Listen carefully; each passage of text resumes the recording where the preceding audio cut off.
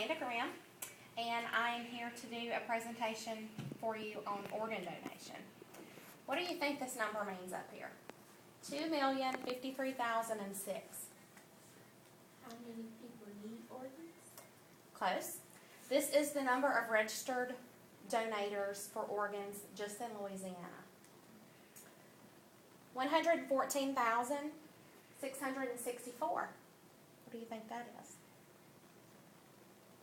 How many people? This is how many people are on the waiting list for an organ at this time. This is how many are in Louisiana. Okay, so we got these from lopa.org and organdonor.gov. These are where we got these statistics from. Those are large numbers, right? I want you to remember this isn't just a number. These are people. This is a human being, a life, that needs an organ or some tissue to help them maintain life, to have a good life. 18 people die each day waiting on an organ because there was not one available to be transplanted. Every 10 minutes of every day, someone's added to the list of someone waiting to get an organ. On average, about 78 people a day, they get an organ transplanted to them. So that's a big number, right? One person that is a donor, they can save up to 8 lives with their organs alone. And they can enhance so many other lives with their tissues that are also harvested when they are a donor. After hearing this information today, it would make me very, very proud if you would go out and become a donor yourself, if you're not a donor already. If you are a donor already, I would like to thank you personally, because it could be you one day that actually can save some lives. We don't think about it. You never get up in the morning and say, I'm going to have a horrible, horrible accident today.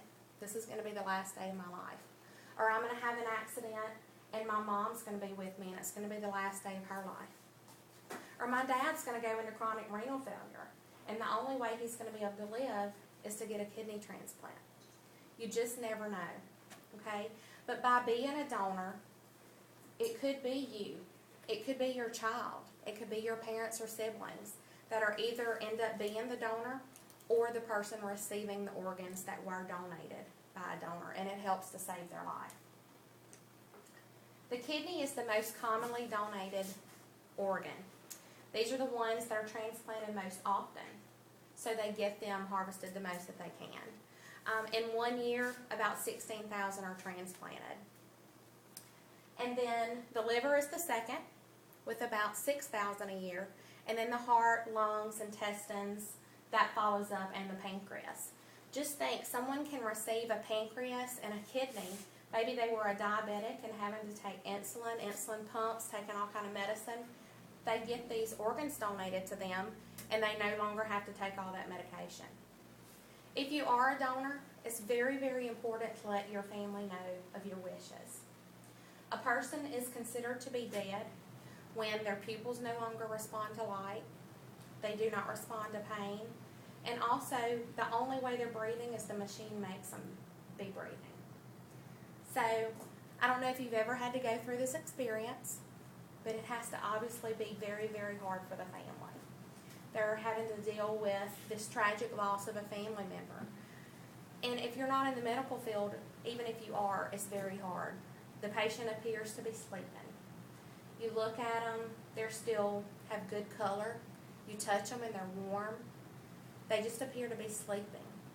But the other side of that is they're not alive. They're permanently. They will never be able to feel, see, breathe, touch. They can't hear you. But that's hard for families to understand. So they already have all of this burden on them. At this point, the LOPA team, or if you're in another state, that organization for organ donation would go in